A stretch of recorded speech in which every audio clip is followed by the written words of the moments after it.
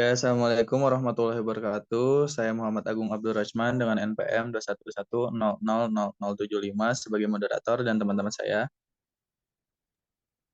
Saya Anggreni Mulyana dengan NPM 211000051. Saya Dini Patra Sukma dengan NPM 211000068. Baik, di sini kami akan menjelaskan beberapa tahapan penyusunan mengenai treaty. Yang pertama, tahap penyusunan treaty yang akan dijelaskan oleh saya. Pertama itu penunjukan wakil-wakil yang akan mengadakan perundingan. Dan pertama, untuk mengadakan perundingan dalam rangka merumuskan naskah perjanjian, para pihak terlebih dahulu menunjukkan wakil-wakilnya yang akan mengadakan perundingan tersebut yang merupakan suatu delegasi dari masing-masing pihak. Lalu yang kedua, kuasa penuh atau full powers, yaitu wakil-wakil yang telah ditunjukkan oleh pemerintah negaranya masing-masing, selanjutnya dilengkapi dengan kuasa penuh atau full powers yang berfungsi sebagai bukti bahwa orang atau individu yang bersangkutan secara sah mewakili negaranya dalam perundingan atau konferensi untuk merumuskan naskah perjanjian ataupun melakukan tindakan-tindakan lain yang dipandang perlu dalam kaitannya dengan perjanjian yang dirumuskan itu. Yang keempat, penerimaan naskah perjanjian atau adoption of text. Tahap ini menunjukkan bahwa para pihak melakukan perjanjian telah merupakan naskah yang definitif. Lalu yang kelima, pengontentikasian naskah perjanjian, yang dimana pengontentikan atau pengasahan naskah suatu perjanjian internasional merupakan tahap lanjutan dari penerimaan atau pengadopsian naskah perjanjian. Lalu yang keenam, persetujuan untuk terikat pada perjanjian. Setelah naskah perjanjian secara resmi diterima sebagai naskah yang otentik, perjanjian itu belum mengikat para pihak dan demikian belum memiliki kekuatan mengikat sebagai hukum internasional positif, terkecuali jika suatu pengontentikasian sekaligus juga sebagai pernyataan persetujuan untuk terikat secara tegas pada perjanjian. Lalu yang ketujuh, persetujuan untuk terikat pada perjanjian yang dinyatakan dengan cara penandatanganan suatu perjanjian internasional yang dimana negara-negara menyatakan persetujuan untuk terikat dilakukan dengan penandatanganan signatur atau oleh wakilnya yang mengadakan perundingan. Dari segi substansinya tergolong sebagai perjanjian yang kurang penting atau lebih bersifat teknis. Dalam consent to be bound by treaty, terdapat beberapa poin. Yang pertama, persetujuan untuk terikat pada perjanjian yang dinyatakan dengan cara penandatanganan. Yang kedua, persetujuan untuk terikat pada perjanjian yang dinyatakan dengan penukaran instrumen-instrumen yang membentuk perjanjian. Yang ketiga, persetujuan untuk terikat pada sudut perjanjian yang dinyatakan dengan ratifikasi akseptasi atau persetujuan. Yang keempat, persetujuan untuk terikat pada perjanjian yang dinyatakan dengan aksesi. Yang kelima, terdapat sebuah poin lanjutan yang di mana yang kedelapan, persetujuan untuk terikat pada sebagian dari perjanjian dan memilih untuk terikat pada ketentuan-ketentuan tertentu dan perjanjian. Yang pengertiannya, terdapat suatu perjanjian internasional yang dari segi substansinya ataupun karena kesepakatan para pihak memberi kesempatan pada negara-negara untuk terikat pada perjanjian itu hanya pada sebagian dari isi perjanjian tersebut, atau negara-negara diberikan kesempatan untuk memilih sendiri untuk terikat hanya pada ketentuan-ketentuan tertentu di suatu perjanjian. Yang kesembilan, saat mulai berlakunya suatu perjanjian internasional. Pada hakikatnya tentang saat mulai berlakunya suatu perjanjian internasional sangat tergantung pada kesepakatan dari para pihak yang mengadakan perundingan dalam merumuskan naskah perjanjian itu sendiri. Lalu yang ke-10, negara atau organisasi internasional penyimpan dokumen. Dalam hal ini ditunjukkan salah satu negara atau organisasi internasional sebagai penyimpan atau depositary state atau depositary organization, bahkan negara ataupun organisasi internasional yang ditunjuk sebagai penyimpan tersebut bisa lebih dari satu. Lalu poin ke-11 yang terakhir adalah pendaftaran suatu perjanjian internasional, yang dimana suatu perjanjian internasional apapun bentuk, isi, dan sifatnya harus didaftarkan pada Sekretariat Perserikatan Bangsa-Bangsa atau PBB oleh pihak-pihak yang bersangkutan. Selanjutnya akan dilanjutkan oleh teman saya. Selanjutnya mengenai reservasi yang akan dijelaskan oleh saya sendiri. Reservasi menurut pasal 2 ayat 1 Butir D Konvensi Wina tahun 1969 merupakan pernyataan sepihak oleh suatu negara pada waktu menandatangani, menerima, menyetujui, atau menyatakan ikut serta terhadap suatu perjanjian yang maksudnya untuk menghilangkan atau mengubah akibat hukum dari ketentuan-ketentuan tertentu dari perjanjian itu dalam penerapannya terhadap negara yang bersangkutan. Adapun unsur esensial pensyaratan. Yang pertama, pensyaratan harus dinyatakan secara formal.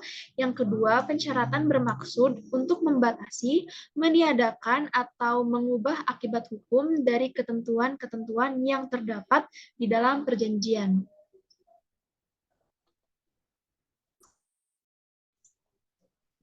Selanjutnya ada reservasi menurut ketentuan Konvensi Wina tahun 1969. Yang pertama pada pasal 19, yang artinya suatu negara dapat mengajukan pensyaratan ketika menandatangani, meratifikasi, menerima, menyetujui, atau mengaksesi suatu perjanjian internasional, kecuali A. Pensyaratan itu dilarang oleh perjanjian. B. Perjanjian itu menentukan bahwa hanya pensyaratan yang khusus yang tidak masuk di dalam pensyaratan yang merupakan masalah yang dapat diajukan. Atau C. Dalam hal-hal yang tidak termasuk di dalam subparagraf A dan B, pensyaratan itu ternyata tidak sesuai dengan objek dan tujuan dari perjanjian. Kemudian, dalam pasal 20 ayat 1 yang berbunyi, a reservation expressly authorized by a treaty does not require any subsequent acceptance by the other contracting states unless the treaty so provides. Yang artinya suatu pensyaratan yang secara tegas diperbolehkan oleh suatu perjanjian tidak membutuhkan penerimaan dari negara-negara peserta yang lainnya kecuali perjanjian itu sendiri menentukan demikian. Kemudian pada pasal 20 ayat 2 berbunyi, apabila tampak dari sejumlah tertentu dari negara-negara yang melakukan perundingan maupun dari maksud serta tujuan dari suatu perjanjian bahwa penerapan perjanjian itu dalam keseluruhannya antara semua pihak atau semua negara peserta adalah merupakan suatu syarat yang penting atas persetujuan dari masing-masing untuk terikat pada perjanjian. Maka pensyaratan yang diajukan membutuhkan penerimaan atau persetujuan dari semua negara peserta.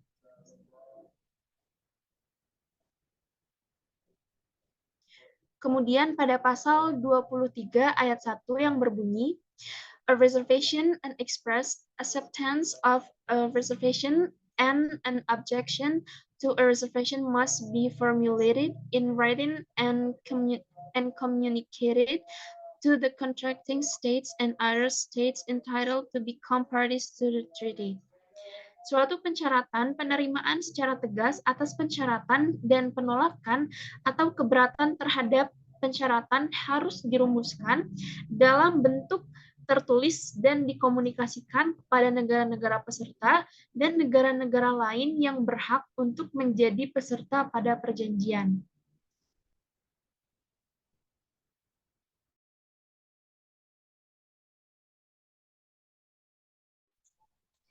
Selanjutnya ada bentuk-bentuk pensyaratan. Yang pertama, mengadakan penafsiran tertentu dalam perjanjian tersebut sesuai dengan kepentingannya. Yang kedua, menyatakan bahwa pada pasal-pasal tertentu akan diadakan perubahan sehingga sesuai dengan kepentingannya. Yang ketiga, menyatakan bahwa pasal atau pasal-pasal tertentu tidak berlaku baginya.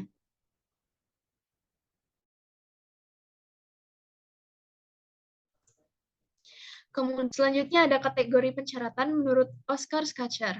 Yang pertama, pensyaratan mengenai ketentuan-ketentuan substantif dari perjanjian atau reservation regarding substantive treaty clauses. Yang kedua, pensyaratan yang berhubungan dengan tidak adanya pengakuan atau reservation relating to non-recognition. Yang ketiga, pensyaratan yang berhubungan dengan ketentuan-ketentuan atau syarat-syarat penyelesaian sengketa atau reservation relating to dispute settlement clauses.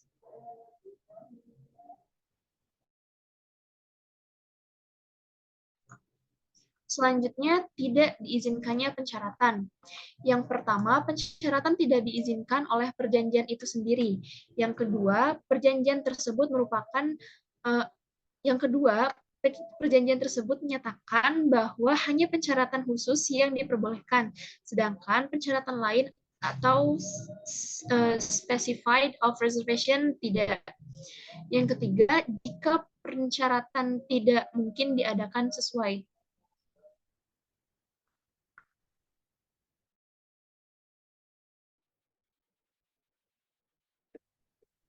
Selanjutnya mengenai Fakta Sunt Servanda akan dibacakan oleh saya, Anggreni Mulyana. Berikut adalah Fakta Sunt Servanda dan prinsip-prinsip dalam perjanjian internasional lainnya. Fakta Sunt Servanda yang pengertian itu berasal dari bahasa Latin yang berarti janji harus ditepati. Sanctity of the contract atau kesakralan suatu perjanjian. Asas Fakta Sunt Servanda merupakan salah satu norma dasar Grunum, basic norm dalam hukum, dan erat kaitannya dengan asas itikat baik untuk menghormati atau menaati perjanjian. Asas ini berkaitan erat dengan itikat baik sebagaimana ditegaskan dalam pasal 26 Konvensi Wina 1969. Article 26, every treaty in force is binding upon the parties to it and must be performed by them in good faith. Menurut ahli Grotius, terhadap asas Fakta Sunt Servanda mengatakan bahwa di antara asas-asas hukum alam yang melandasi sistem hukum internasional, menghormati janji-janji atau traktat-traktat, Fakta Sunt Servanda merupakan asas paling fundamental dan merupakan bagian dari hukum kodrat menjadi dasar bagi konsensus. Limit dari Fakta Sunt Servanda, in cases of subsequent changes of circumstances and compares the functioning of the respective mechanism established for this purpose.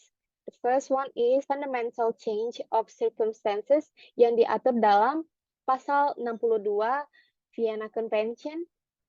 Yang kedua, supervening impossibility of performance yang diatur pada pasal 61 Vienna Convention. Yang ketiga, obsolescence and necessity yang diatur pada pasal 25 of the ILC article. Dan yang terakhir ada force majeure yang diatur pada artikel 23 of the ILC article.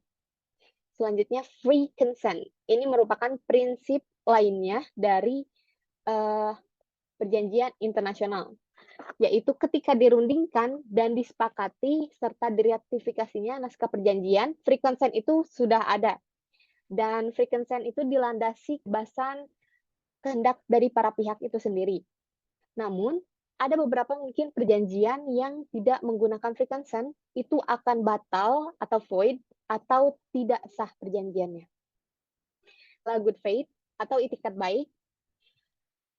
Itikat ini merupakan pendekatan informal dan dilanjutkan dengan langkah formal berupa perundingan, penerimaan, pengontetikan, pengikatan diri, pemberlakuan, pelaksanaannya, sampai dengan yang paling akhir yakni berakhirnya suatu perjanjian internasional.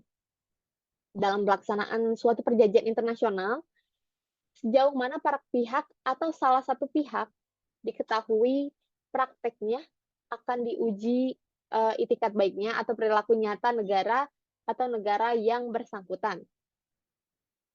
Selanjutnya, asas Fakta Tertis Nocen nec Prosen. Perjanjian internasional hanya memberikan hak dan membebani kewajiban terhadap para pihak yang terikat dalam perjanjian itu, dan tidak memberikan kewajiban pada pihak ketiga kecuali pihak ketiga yang menyetujuinya. Asas ini diatur pada pasal 34, yaitu a treaty does not create either obligation or rights for a third state without its consent.